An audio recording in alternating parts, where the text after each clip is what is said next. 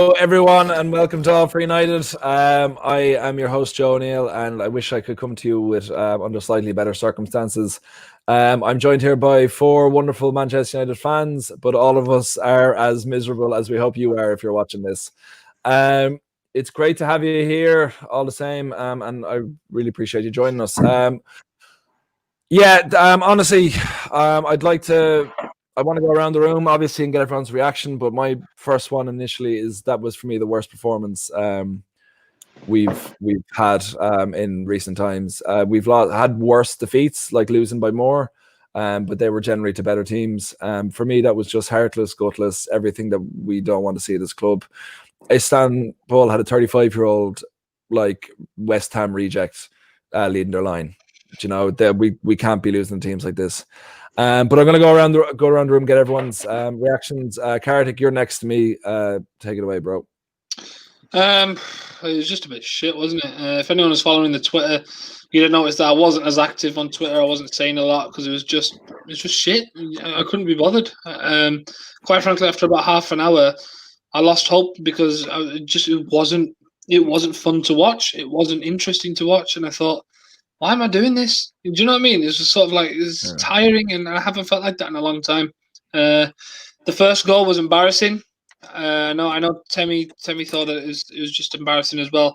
For me, that was the first sign for me that something was wrong within the group of players, because who's not organising that? Who's not looking over from the corner and going, "Yeah, Matic, narrow off for me," or if it's someone else, Axel, narrow off with him, double up on that guy up there, Demba Ba.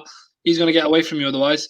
Sorted, the goal doesn't happen. Second goal matters far, far too sloppy. That whole piece of play was sloppy. That shouldn't be a goal. And then second half, what did we do? What chance did we create other than the odd cross or the free kick? Nothing. Absolutely nothing. No urgency. The ball's not moving quick enough. Against a low block, you move the ball quick. You try and get into narrow spaces, or you take it wide and get a cross in. Nothing happened. We didn't do anything. Hopeless. And I can't help but feel there's a ticking time bomb on Ollie at the minute. Yeah, it's very hard to disagree with anything you said there. And I saw your tweet earlier on about the first goal, which was absolutely embarrassing. I'm going to go to Temi next. What are your thoughts, my man? You're usually Mr. Optimist, so. Yeah, no, I'm going to keep it real. Like, our coaching staff is letting us down. Like, it's that simple. It's really, really that simple. The first goal, Karthik just mentioned it. There's no reason Matt could be left by himself in that position, even though he was switched off and he should have been more focused. Even if he was switched on, that's a bad position to be in. Tactically, this is what people say when they're talking about Ollie tactically. He can set up a team defensively to stifle a team and then counterattack it on the break, score goals like that. But when the onus is on us to perform, we do not perform. It's that simple. We cannot create chances. We lose possession. There's no discipline within the side. Bruno's going on wherever he wants. I think he lost the ball over 30 times today. Ndebek, who played well, you take him off. I mean, I can't even wrap my head around that. Like, how do you take off the best player on the pitch when you are trying to win a game? It's like everyone saw it except for the coaching staff. You take off Tuanzebe, you bring on McTominay, who should not even be anywhere near that game, like nowhere near that game. And this is the stuff, like, I tell you, when somebody deserves praise, I'll give them praise for what they do. But like this coaching staff, Ollie's 100th game was it Arsenal? Was that his 100th game? 100th game, yeah. Was against Arsenal. 100 games is we've been inconsistent the whole time. Inconsistency.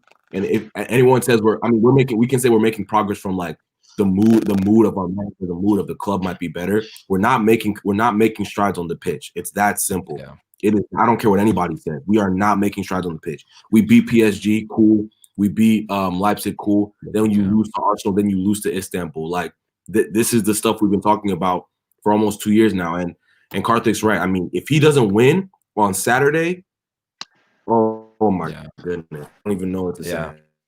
Yeah. Woody's trigger fingers getting itchy. Yeah, like that's the thing is, if anyone, please guys, we're getting great comments. Yeah, we got a great one. Temmie's shooting fire as per usual. Don't be shocked by that. Tune in more often; you'll see it more often. But it's with this defeat. Like when we lost to Arsenal and we've lost before, like we've all been full of flames, like going crazy about this sort of stuff. But just the way this defeat happened, it just sucks the life out of you. Alan, you've been on a few times. Looking forward to it. What are your thoughts on what we just saw out there? First of all, the message that I wanted to give to all the fans who are watching the United game, only thing that I can say is do not expect anything moving forward, because this team is very inconsistent when it comes to playing football out there. Because Istanbul is a team that we had expected to win, but honestly speaking, I didn't expect a lot today, because seeing the Arsenal game, I knew that the inconsistency will be there with us throughout the game. And I'm saying, sorry, but Bruno Fernandes had a very bad game today. The amount of long passes that he tried. Obviously, he's a creator, but at the end, the amount of heavy touches the players were taking. Juan Mata, out of his position, where was he? He was going around here and there. And then Matic was trying to do something as well. Luke Shaw somehow connected a cross, and Martial somehow headed it in. That was the only thing that I saw as a shot on target. Rest everything was pretty much numb, actually, because Istanbul was a team who would break us on a counter, who was strong at taking their set pieces with their full heart. But today's game, it was totally disappointing. I think not just the players, the coaches got the game tactically wrong as well. I think we have a game plan for the bigger games in the Premier League as well as the Champions League, such as PSG as well as Leipzig. But when it comes to the smaller teams, no disrespect to Istanbul Basaksehir, they were a good team today. They deserve the win, because they defended well after conceding that goal as well. That goal line clearance from that player, it was pretty good, because they showed character while playing. United didn't show that. We weren't able to bypass that attacking third. We couldn't find that extra pass, and Paul Pogba as well. Taking off Donny van de Beek, the only player who was playing the proper passes into the box was Donny van de Beek, who had that passing accuracy. I don't know why Oli brought him out and put Pogba in. When Pogba came in, what he was doing, he was trying to move forward, but I don't know. It looked like he literally didn't try at all. So it's very disappointing. And I'm not expecting a bounce back against Everton as well. It's going to be a disappointing performance there. If we perform like this, we have to step up our game. Otherwise, I don't know, traveling back to Manchester from Istanbul, and that to the games on Saturday or Sunday? Saturday, right? So the recovery, Bruno looked knackered today. I don't know what's going on at the moment. It's confusing. Yeah, you're dead right, Alan. No, it's like everything, we could just say the same things over and over again, but it's absolutely true. Like, there was, like, with all respect to them, there was no reason why that result should have happened the same way it happened tonight. There was not one part of me that thought this was going to happen. I thought we might have come out with a draw, maybe a 2-2 draw, but nothing like this. Jamie, this is your first time on this show anyway. Thank you so much for joining us, and we're so sorry that we're all so miserable tonight. You would have had the best time if you were here for the post the Leipzig game or post the PSG game, even post the Newcastle game. So sorry, but thank you so much for coming on. And please tell us what your thoughts are on this whole situation. Obviously, thank you very much for having me, giving me a good platform to sort of have a little bit of a chat with the fans and just sort of get your views on things as well. But been sitting at work all day thinking about this, thinking, do you know what? I just hope we'll forget the Premier League. We'll come in, it's Champions League night. We'll get home tonight. We'll get a good win. I'll get on with the lads, and we'll have a bit of football talk and a positive victory. Because I don't know about you boys, but I was quite excited at the prospect of having to watch the Champions League tonight, because the Premier League's a whole different argument at the moment. Obviously, we just can't seem to get nothing right when we're playing in England at the moment. So it was a well-deserved break from the Premier League, and I thought, we're going to go out there, get a good win in Turkey, come back, and then sort of prepare for the Everton game. And I promised myself I wasn't going to be negative, obviously first time on the show, but I think all you lads have nailed it on the head. Like, what is there to be positive about tonight? There's just nothing, is there? The formation didn't work in the middle. There was no width at all. Luke Shaw was getting caught out of position constantly on the left. The first goal was embarrassing. I don't know if any of you have seen my tweet, but I've got under 11s that I coach at the weekends that can defend better than that. It's just unacceptable. Like, I actually don't understand what they're doing in training. They cannot be working on that back four line. As I mentioned, I've got young players that defend better than that. Yeah. I don't want to sit here and be negative. Obviously, some of the lads have already said about Solskjaer's situation, but there's just nothing to be positive about. The whole performance was flat. Like, we just can't pass the ball. It's very simple. One, two-touch passes. These players are on a lot of money. They're worth a lot of money in today's market. Your Fernandezes, your Matters, and they just can't string a pass together. The substitutions, again, it racks my brain. I just don't get them. They're just so negative. It's like he puts the formation out on the pitch and thinks, right, we'll give that a go. Oh, do you know what? That's not working. I tell you what, we'll just go gung-ho and we'll try and change it. We'll put the two midfielders in. And we don't have any pace at the back anyway. I don't know about you boys. I'm sure we'll touch on the lineup a bit more, but I was really happy that Twanzebe was in the team because I thought, finally, we've got some pace in the back four. Yeah. I thought them balls come over the top with Demba Ba. No, he's 35 years old. He looked like a prime 21-year-old against our centre-backs. But I thought Twanzebe will mop up tonight, just like he did against Mbappe the other week. And then he goes off, and I thought, right, okay, then we've got Mendy on the bench or Lindelof. I thought Lindelof was unlucky not to play tonight. I'm not Lindelof's biggest fan, but I think he's played better than Maguire in the last couple of weeks. And then he doesn't bring on a centre-back at all. He brings the slowest player in the squad into a left-sided centre-back position. And I'm just sitting on the couch like, what is he doing? Yeah. So, but how it's just so inconsistent. I tweeted the other day after the Arsenal game, inconsistent FC. And I'm getting to the point now where I want to see Ollie succeed, that the whole fan base wants to see him succeed, but I honestly can't see the progression. I really can't. Yeah, you're kind of echoing a lot, and we have a lot of interesting people in the fan in the chat, including, I didn't know they had any fans, but someone is a Besiktas fan, and thank you so much for thank you so much for taking your time. And Jacob, fair play, mate. Also, shout out to those 10 fans that were in the stadium today, by the way. They were lit. They were lit. They were good. And also, I think Brendan, or is it Jacob? Jacob, is standing up for us. It's all right, Jacob. Let them have their fun in the thing. Look, they earned it. This is their first game in their history. So give them a chance. Yeah. I think their club could actually play in your under 11s club. Can I just say, what does that comment mean? I think Ollie needs to be more ruthless with the players. What does that mean?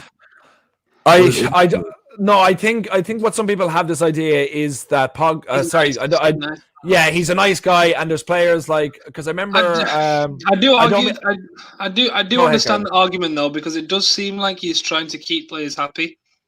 It does feel like sometimes he's trying to do some of the decisions he makes. It feels like he's going, but I want to keep him happy so he doesn't ruin the balance of the dressing room. Do you know what I mean? It's going to cost him his job eventually if he keeps doing it. If he's not brave enough, I mean, that decision to take Van de Beek off, that's absolutely crazy. That he's the only player on the whole pitch that could keep the ball for us, and then he brings him off. I don't get it. That for me, like, it's like he takes off Van de Beek. Like, how is that good for the dressing room? Anybody who's on that pitch knows that Van de Beek was playing the best. So it's like, okay, did you just take our best player off the pitch? Like, that doesn't make any sense. But I don't know about you boys, but go ahead, Jamie. If I was Van de Beek, sorry, Temi, I didn't mean to cut you there, mate. No, if I was Van de Beek, I'd be going home tonight and sitting with his missus and thinking, what have I done here? Like, because he can't be happy with that situation at the moment. I really, really feel for him, because he's such a talented boy. I think the fan base is going to love him, but I don't know. I just don't understand it. There's players he's so loyal to at the moment, and I keep seeing it over and over again, and I'm thinking, Ollie, you're going to get the sack, mate, if you don't be brave.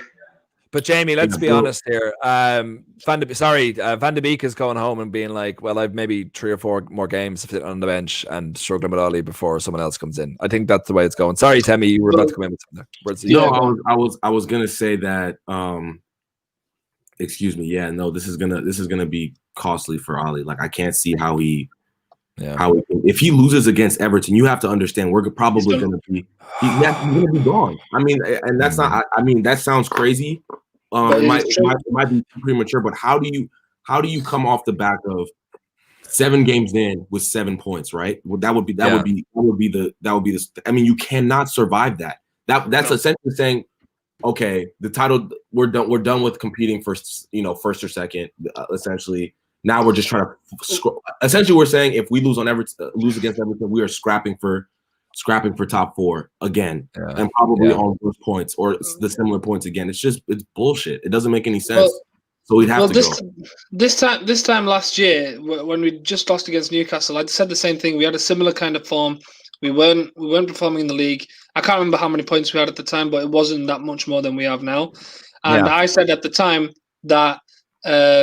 The performances and results, I can see a plan. I can see what Ollie's trying to fix in. I can see what he's trying to get towards, but the execution's letting him down. And there's some decisions he's making that I can't defend. And I'm the biggest Ollie in person on this channel, I believe, sometimes. Wait, did our buddy Jacob say this squad is limited? Is that what I up again?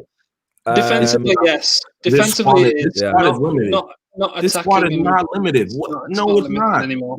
In comparison to who? Limited in comparison to who? So we're limited in comparison to City. Limited in comparison to Barcelona. But like this squad, we are a top. We had a good 5 enough team to beat. Hold on. Okay. This squad is not limited. Make your point. I'm sorry. He took off Van de Beek and he brought on Pogba. Mind you, Pogba was not good in this game, but that's not limited. Yeah. How many teams in the world can take off Van de Beek and put on Pogba? How many teams can take on Rashford and put on Cavani? That doesn't that's an excuse. That is an absolute excuse. He looks flat as a pancake, Cavani. He doesn't look interested to me. I mean, he just got here. I don't think he just got here. Okay, that's a fair. Out wide, yes, we are limited. Yeah, we have very little options coming. But we can play without wide players. We don't have to play wide players, guys. I think. The problem with this is I think we're all just absolute. Like we're no matter what we're saying here, if anything we're trying to do, we're trying to clutch at straws to say anything positive, and we're like that's it. Like there is nothing really like this. This is. I wish it was more shocking to me, this defeat. If this was actually shocking to me, I think I'd be losing my mind. But for the fact that you could just smell it like about 5 minutes in, and like the 2 goals, like how in depth can we go into them? They were so clear. You don't actually have to. There was no question of like, oh, how do you slip in here? Like Demba Ba is 35 years old and had the entire half of that pitch to run one-on-one with Dean Henderson. Sorry, that's basics of football. You don't leave one-on-one at the end there. You always double up when you're defending when you're attacking the corner. You defend the counter with 2. If they've left 1, if they've left 2, you get 3. That's all I. From a coaching perspective, that's easy. Whether the coaches set them up to do that or not, why is our club captain or any other leader on the pitch, we've had about 3 leaders on that pitch, why have they not turned around and gone, hang on a minute, there's only 1 there, you're too far in, go sit back. Easy, the goal doesn't happen. Like, I'll be completely honest, and like, I never thought this was going to be a talk about Ollie. I thought we'd be coming on tonight and we'd be saying, okay, that's a good win, whatever, let's take it to Everton. But like, tonight, for me, the body language in those players, because those players are better. Like we see it when they're on international football, or we see when we actually have a rare good game, that our players are far better than what they're performing.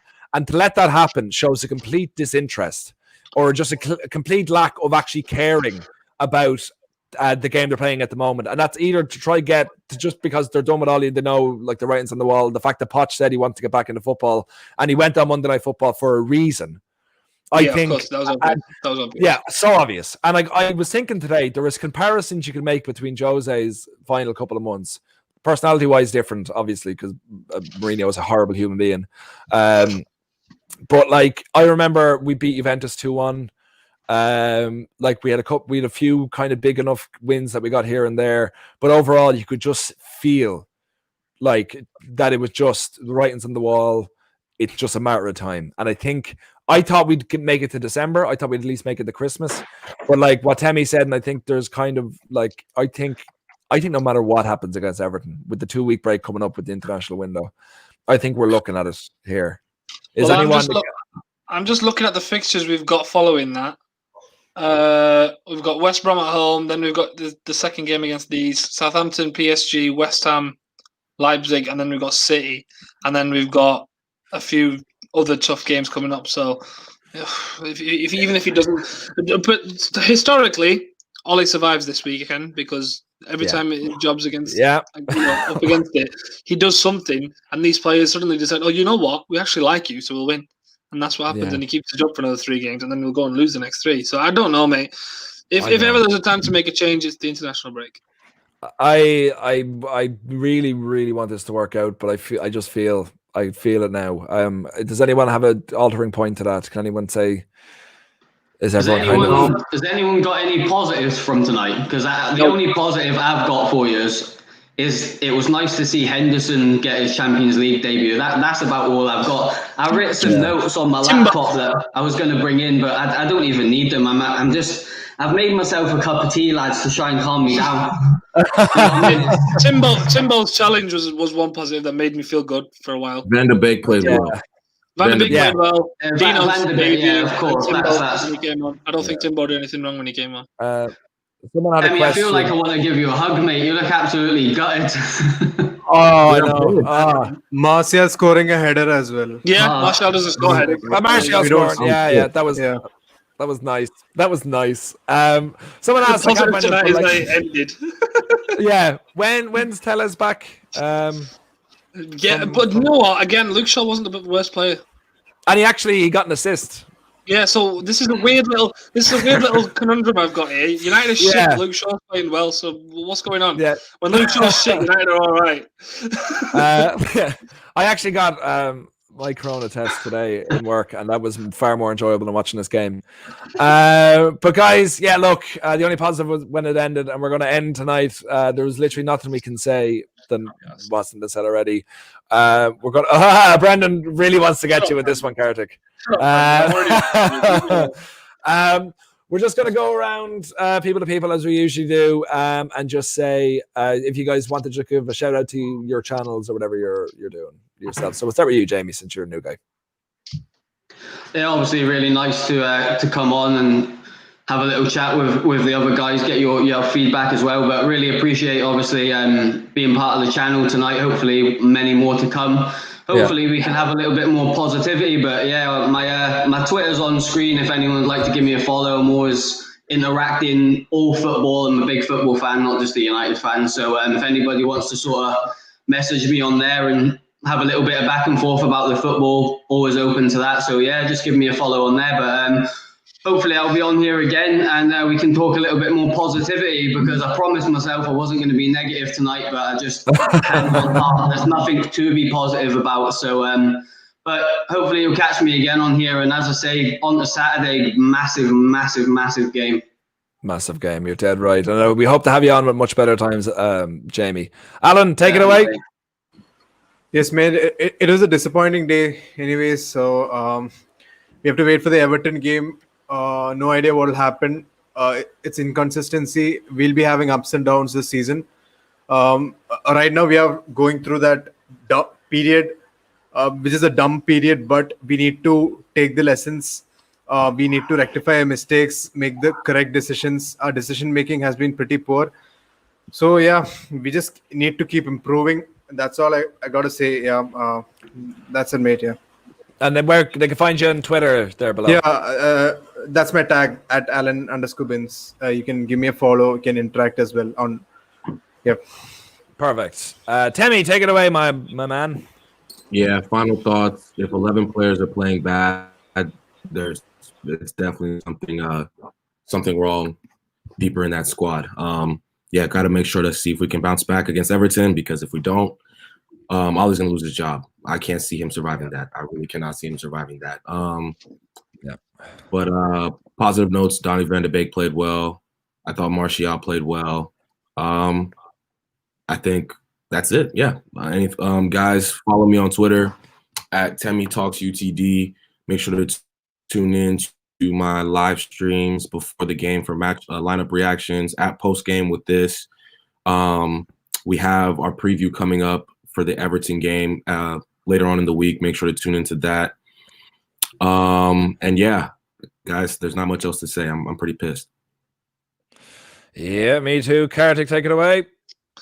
Final thoughts. United was shit. Football shit. We might still win the Champions League. Well, according to this, we are. We might. I'm going to change it to we might. We Okay. You can My find me. man's laughing at you, Kartik. He was making fun of you. Yeah, I know. He wouldn't be the first and he won't be the last.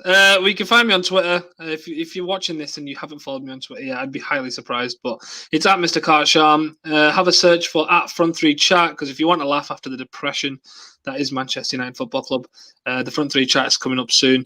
Is me and two of my mates, and we just chat shit and make each other laugh, and hopefully make you guys laugh. So come and join in. We all could use a laughing this time, and enjoy the lockdown, lads. Enjoy it. We'll be seeing more of us soon.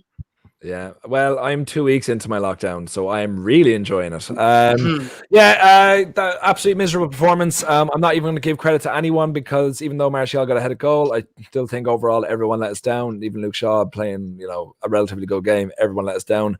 No credit to anyone. I just want to forget this as soon as it happened, but I hope the players don't and can improve somehow. And I'm not looking forward to the match on the weekend. So you can find me at Acton Joe. You can find the bottom corner there. Find me on Twitter. We can interact and have a laugh. At Instagram at Joe Your Own Way. YouTube, subscribe to my YouTube channel, which is Joe O'Neill on YouTube. So subscribe to that, and also please subscribe to All for United on YouTube. Find us on Twitter, Instagram, everywhere, All for United, and join in the chats, because we love interacting with people from the real world. But yeah, that's from all of us. Please follow the guys, find the guys, and let's pray for a more enjoyable future for all of us, because this has been absolute bullshit. We might win the Champions League. That's it.